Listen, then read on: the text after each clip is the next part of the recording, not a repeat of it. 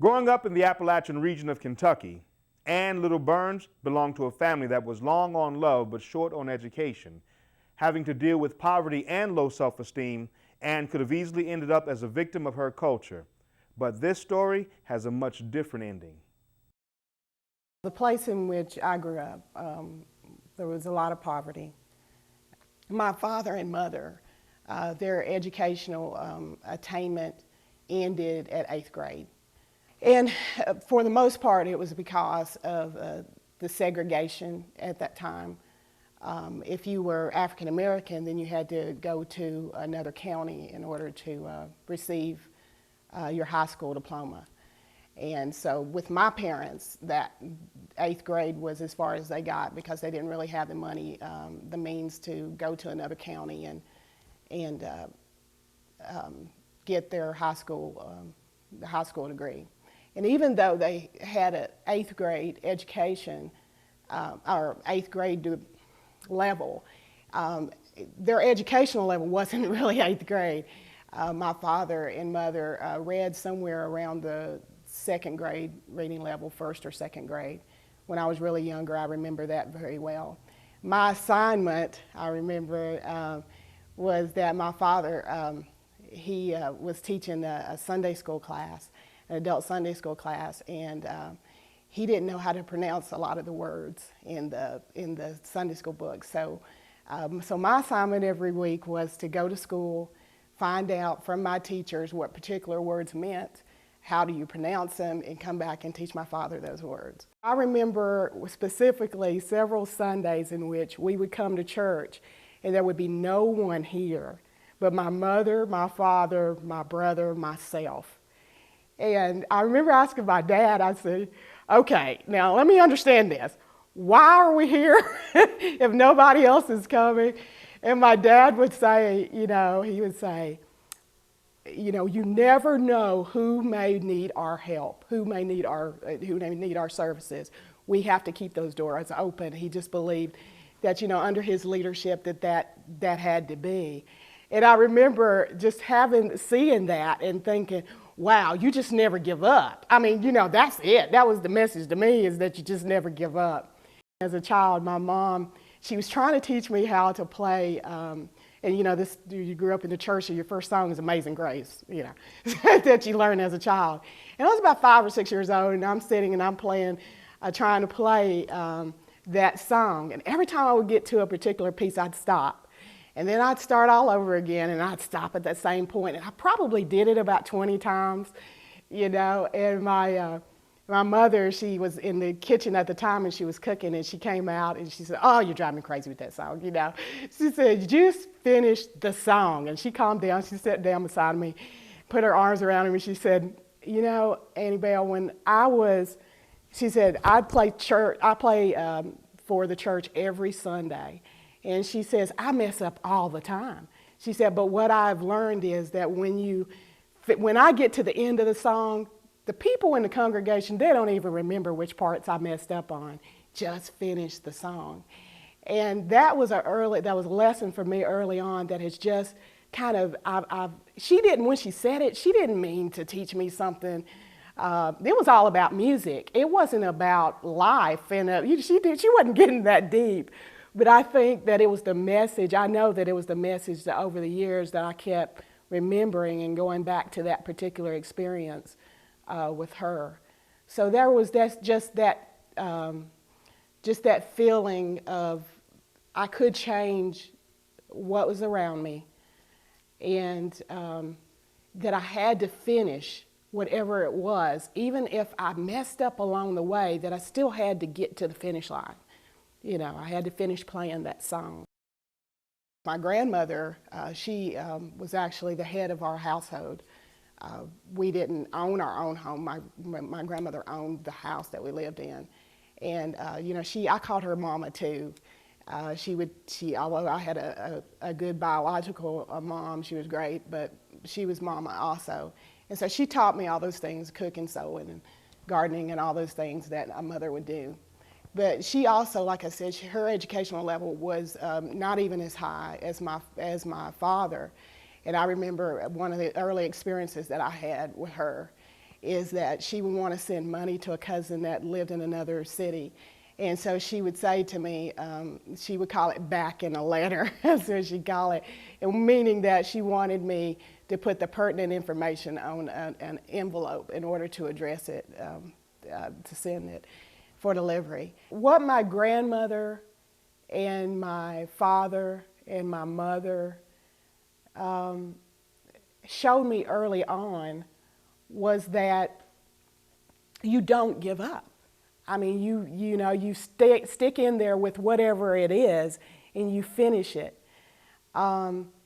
They made me believe, and I know that not everybody gets this, but even though they couldn't take me to the level that I wanted to go to, I think that early on they made me feel capable of things. Like with my grandmother and the lesson with, sending the letter out and all. They made me feel like I could, that I was capable, that I could do those things. And that even though they didn't understand education, I think that in a way, I saw it as being an advantage, and they showed me that it was an advantage, even though they didn't quite understand what that meant. But I think I saw it as being an advantage to me, that it could better my life. One of the things that I see as a stumbling block, and this happened with me as well, is that especially when you're from a community in which there's a lot of poverty, you grew up in the poverty, when you step outside of that and you're trying to move through the system, there is a fear, at least I had that I would lose that relationship that I had with my family. Even though, we talked and I saw them in church and all of those things, but you get this sense that you're above your raising. And I think that it becomes, at least in my community, my rural Appalachian community, that was my experience, is that you get educated and you kind of move through, and you have a fear. The person who is being educated or wanting those things out there, you have a fear that you're going to lose touch with your family. You're going to you lose the thing that you love so much, and that is your relationship with, it might be cousins, it might be your mother and father, it might be whatever. I had that fear that I would lose that relationship piece.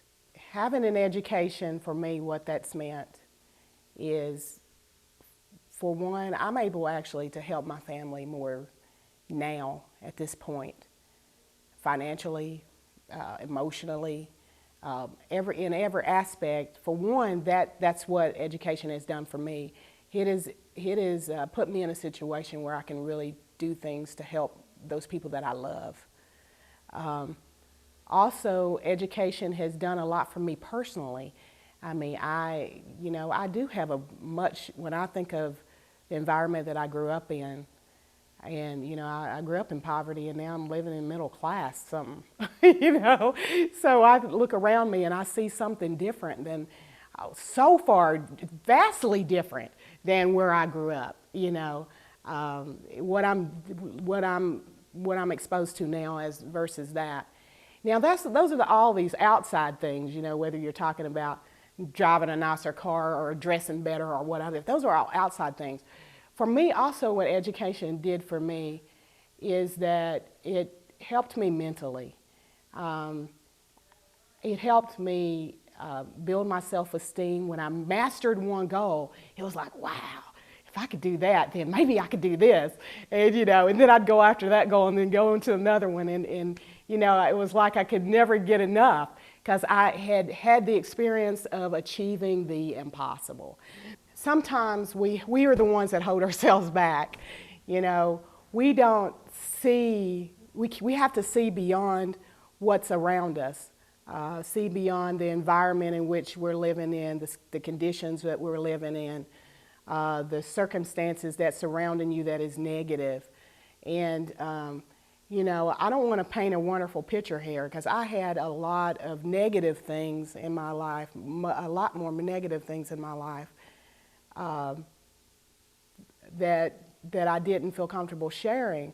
But I know that what I know for sure is that there's something beyond what you're seeing. And I think you have to look, there's always examples around us. That's what I have seen, is that you have to look for them. But around us are always examples of people that, that we can take from their lives and look at what they've done and move forward. They're an inspiration. So as I said before, it doesn't necessarily have to be somebody who's educated. I'm not saying that. You know, my inspiration just so happens to be my grandmother and my father, mother, and you know, those people that were in my life. But you know, none of those were educated people. You know, but there were things that I saw in their life, like telling you, you know, like I said about my mother and telling me just to never give up. And my father and mother coming here to every Sunday, even if it was just us showing up. I learned a lot of perseverance and all those things. So what I'm saying is that I think that we should look around us all the time, even if your circumstances are just really just a bad situation. I think that there's inspiration all around us all the time. But I think we have to really look for them. And it may not necessarily be somebody who's gone to college. That may not even be what you want to do. But there is a lot of folks around us who are doing some wonderful things, and they have a story. They have stories as well. Achieving the impossible, Ann did just that. By doing so, she didn't just help herself. She gained what was necessary to help her whole family. And Ann didn't stop there. She went on to earn her doctorate in education and holds an administrative position with the county school system in the Eastern Kentucky region, an area near and dear to her heart.